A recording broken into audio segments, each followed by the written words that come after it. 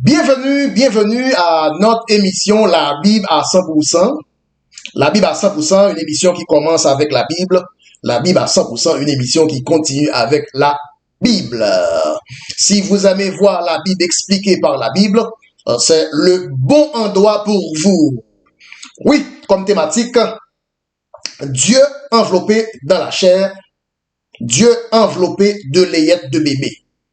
Le sujet d'aujourd'hui, Dieu enveloppé de chair, Dieu enveloppé de layette de bébé. Tout d'abord, nous voulons rendre gloire et honneur à notre Seigneur, le Seigneur Jésus-Christ. À lui soit la gloire, l'honneur, la magnificence, en son nom et en sa personne, le Seigneur Jésus-Christ. Oui, Dieu enveloppé de chair, Dieu enveloppé de layette de bébé. Nous allons lire deux endroits différents des Écritures, en toile de fond sur croix, nous allons nous concentrer. Luc 2, verset 7 et Jean 1er, verset 14. Luc 2, verset 7. Marie enfanta son fils premier-né, l'enveloppa de layette de bébé, l'enveloppa de layette, l'emmaillota de layette de bébé et le déposa dans une crèche, car il n'y avait pas de place pour eux dans l'auberge. Ensuite, Jean 1er, verset 14, la parole a été faite chair. La parole a été faite chair et habitée parmi nous, et nous avons vu sa gloire, la gloire du seul engendré du Père, pleine de grâce et de vérité. Dieu était enveloppé de layette, emmailloté de vêtements de bébé, dans Luc 2, verset 7. Mais quand nous comparons Luc 2, verset 7, avec Jean 1er, verset 14, nous voyons que Luc 2, verset 7 n'aurait pas été possible si Jean 1er, verset 14 n'était pas arrivé en premier. Dieu s'est retrouvé enveloppé dans des langes de bébé, dans des layettes de bébé dans Luc 2, verset 7, bien entendu. Mais cela était seulement possible parce que Dieu s'était d'abord enveloppé de chair dans Jean 1er, verset 14. Maintenant, voyons les choses sous un autre angle. Dieu est esprit. Jean 4, verset 24. Un esprit n'a ni chair ni os. Luc 24, verset 39. Cela signifie que vous ne pouvez pas envelopper l'esprit dans des vêtements de bébé. Vous ne pouvez pas emmailloter un esprit dans des vêtements de bébé. Parce qu'un esprit n'a ni chair ni os. Mais la Bible va nous dire dans Hébreux 10, verset 5, un corps m'a été préparé. Cela veut dire Dieu va préparer un corps maintenant pour entrer dans ce corps, entrer dans la chair. Et selon Hébreux 10, verset 5, nous lisons, c'est pourquoi quand il vient au monde, il dit, tu ne veux pas des sacrifices et des offrandes, mais tu m'as préparé un corps. Donc Dieu enveloppé d'un corps de chair. Ensuite, Dieu enveloppé de layette de bébé. Le mystère derrière ceci est tel que Dieu étant un esprit pendant tout le temps, Dieu n'a jamais été dans la chair dans le passé. Dieu n'a jamais été dans la chair dans l'Ancien Testament. Dieu n'a jamais été dans la chair dans l'éternité. Et même quand il était temps que Dieu se fasse chair, Dieu dans toute sa puissance, Dieu dans toute sa force, ne pouvait pas briser sa propre parole pour devenir chair sans passer par le ventre d'une femme.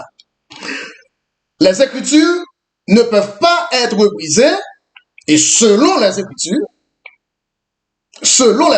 le seul moyen à Dieu pour devenir un être humain, c'est à travers l'utérus d'une femme.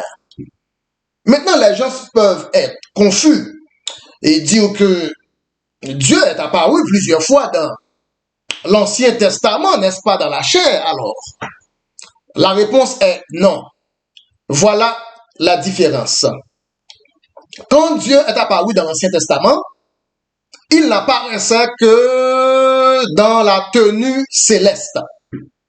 Quand Dieu apparaissait dans l'Ancien Testament, il n'apparaissait qu'en tenue céleste. Ce n'était pas cette chair et ce sang ce n'était pas ce corps terrestre de chair et du sang. Et tout au long de l'Ancien Testament, Dieu n'apparaissait que dans l'équipement céleste. Les corps célestes n'ont ni chair ni sang. Dieu ne pouvait pas être fait chair et sang pendant l'Ancien Testament parce que pour ce faire, Dieu devait nécessairement obéir à sa propre parole pour passer à travers l'utérus de la femme. Donc Jean 1er verset 14, la parole a été faite chair, ne pouvait pas être rendue possible sans utiliser l'utérus de la femme. C'est pourquoi Galates 4 verset 4 confirme que Christ devait être né d'une femme. Galates 4 verset 4, nous allons lire, Galates 4 verset 4, quand la plénitude du temps fut venue, Dieu envoya son fils, né d'une femme. Né d'une femme. Galates 4 verset 4 confirme que Christ devait être né d'une femme pour venir de la chair, pour être Christ. Et pour que Christ soit Christ, cela veut dire pour que Dieu soit dans la chair, Dieu devait nécessairement passer, être conçu dans l'utérus d'une femme, normalement selon la parole de Dieu. En d'autres mots, il serait illégal que Dieu se fasse chair sans passer par la femme. Il serait illégal à Dieu de se faire chair sans passer à travers l'utérus de la femme. Les entrailles de la femme étaient la seule voie par laquelle Dieu pouvait se faire chair sans désobéir à sa propre parole. Sans désobéir à sa propre parole. Dieu est un Dieu de normes, Dieu est un Dieu de principes. Il est vrai, le premier homme et la première femme ont été fabriqués à partir de la poussière brute. Peu de temps après, Dieu a établi une règle selon laquelle il ne ferait plus un autre humain à partir de la poussière brute, mais à travers le ventre, à travers l'utérus d'une femme. C'est aussi la raison même pour laquelle aucun ange ne peut être fait chair, car les anges n'ont pas un corps de chair et de sang comme nous le sommes. Les chérubins ne peuvent pas être faits chair, les séraphins ne peuvent pas se transformer en chair et en os. Il n'y a pas d'autre moyen de se faire chair sur cette terre que par le ventre d'une femme. Rien ne peut se faire chair sans passer par le ventre, par les entrailles, par l'utérus de la femme. Et même Dieu ne pouvait être fait chair autrement que par le ventre d'une femme. On peut dire que Dieu est tout puissant, mais la puissance de Dieu ne peut jamais faire ou bien pousser Dieu à désobéir sa propre parole. La puissance de Dieu n'a jamais été de faire que la parole de Dieu fasse quelque chose en désaccord avec la parole de Dieu. En fait, la puissance de Dieu n'a qu'une seule mission, c'est d'assurer ou de s'assurer que la parole de Dieu obéit à la parole de Dieu. La parole de Dieu ne peut pas désobéir à la parole de Dieu. Les Écritures ne peuvent pas être brisées. Voilà pourquoi Dieu ne pouvait pas se faire chair si ce n'est que de passer à travers l'utérus de la femme pour rentrer légalement dans la chair. Parfois, nous autres, hommes de passion, nous essayons de faire, ou bien de pousser la parole de Dieu à désobéir à la parole de Dieu. Adam a essayé de forcer la parole de Dieu à désobéir à la parole de Dieu. Et en d'autres mots, pour définition, qu'est-ce que le péché? Le péché est chaque fois, soit implicitement ou explicitement, que quelqu'un essaie de forcer la parole de Dieu à désobéir à la parole de Dieu. Donc quand nous disons que Dieu ne peut pas pécher, cela revient à dire que la parole de Dieu ne peut pas désobéir à la parole de Dieu. Parce que les Écritures ne peuvent pas être brisées. Dieu ne peut pas briser sa propre règle. Donc la raison pour laquelle Dieu est Dieu n'est pas seulement parce que Dieu est tout-puissant, mais parce que Dieu ne peut pas désobéir à sa propre parole. Donc, depuis, dans Genèse 3, le verset 20, c'était la femme qui était censée être la mère de tous les vivants. La femme était censée être la mère de tous les vivants, même la mère de la forme corporelle de Dieu, même la mère de la forme charnelle de Dieu. Oh, bien entendu, la femme ne peut pas être la mère de Dieu esprit. Mais la femme a dû prêter son utérus pour que Dieu soit fait chair et sang à l'instar d'un être humain à 100%. Allons un peu plus loin maintenant. Si un animal veut devenir un être humain, cet animal-là devrait passer à travers l'utérus d'une femme. Si un ange veut devenir un être humain, l'ange devrait passer à travers l'utérus d'une femme. Si un chérubin veut devenir un être humain, ce chérubin-là devrait passer par l'utérus d'une femme. Voilà pourquoi Lucifer ne peut pas se faire chair.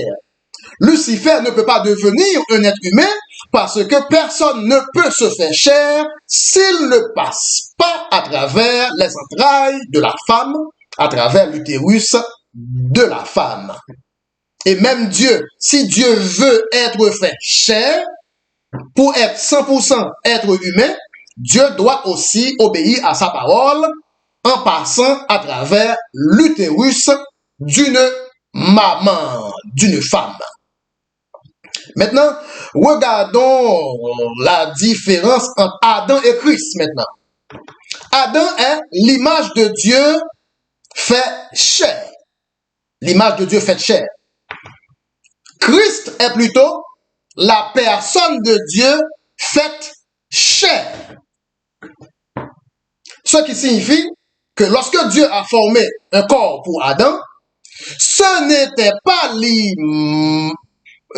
que l'image de Dieu fait chair. Cependant, quand Dieu a préparé un corps pour Christ, c'était de préférence la personne de Dieu faite chair. C'est pourquoi la Bible dit que toute la plénitude de Dieu était corporellement enveloppée. Toute la plénitude de Dieu était corporellement en Christ, enveloppée corporellement en Christ, par opposition à Adam, qui n'était qu'une image de Dieu enveloppée de chair. Donc pour conclure, nous devons ajouter quelques réflexions supplémentaires. Alors, les hommes, nous autres, hommes, avons été créés à l'image de Dieu. Nous ne sommes que l'image de Dieu enveloppée de chair. Mais parce que Adam a péché alors qu'il était déjà enveloppé de la chair, maintenant, la personne de Dieu devait venir enveloppée de la même chair afin de racheter toutes les images de Dieu qui sont maintenant enveloppées dans la chair du péché.